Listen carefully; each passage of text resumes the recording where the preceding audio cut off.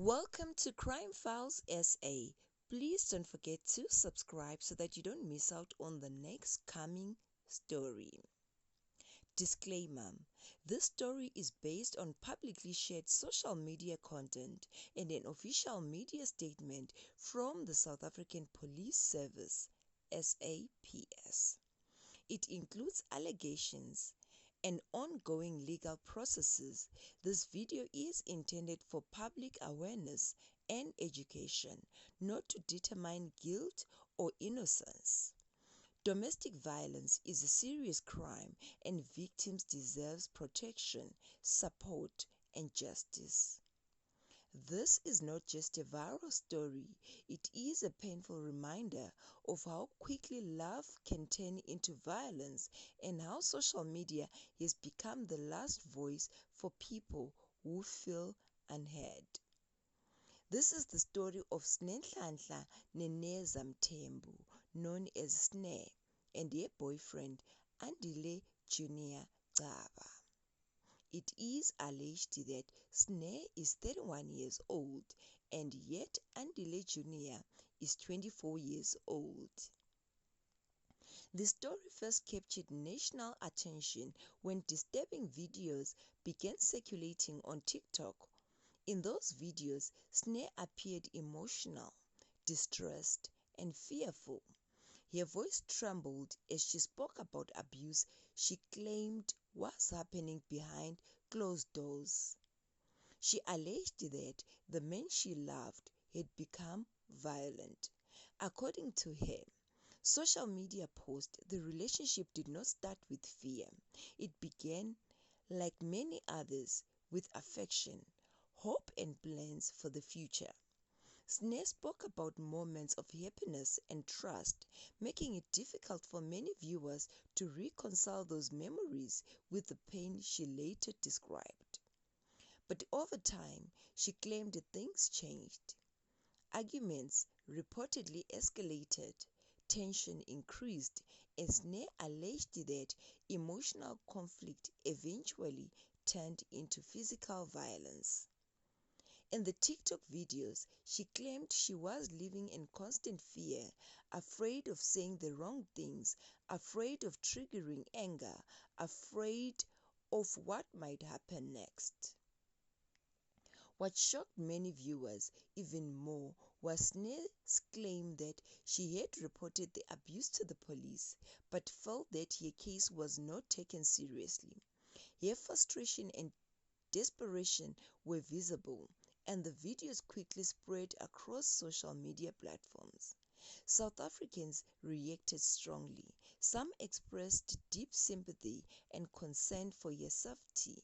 Others questioned her claims. Debates erupted online about domestic violence, police response, and why victims often struggle to leave abusive relationships. Then, the story took another dramatic turn. Videos and reports began circulating showing an incident involving Andile Junior's car, which was later destroyed by fire. The images were chaotic and disturbing, adding another layer of complexity to an already emotional case. As speculations grew, SAPS issued an official media statement bringing clarity to the situation.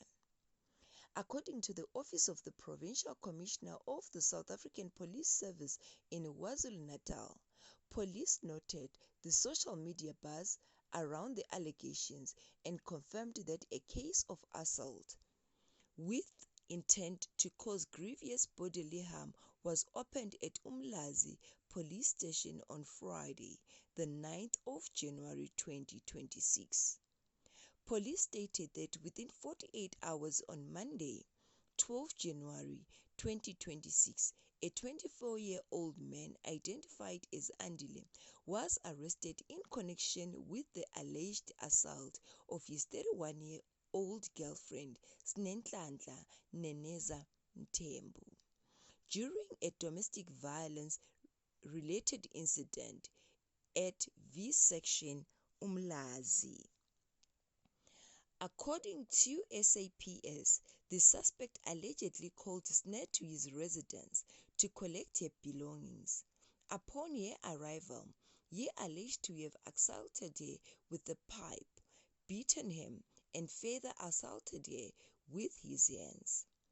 The statement further alleges that Snare managed to escape and ran back to her vehicle, but the suspect allegedly followed her and damaged the rear windscreen of her car.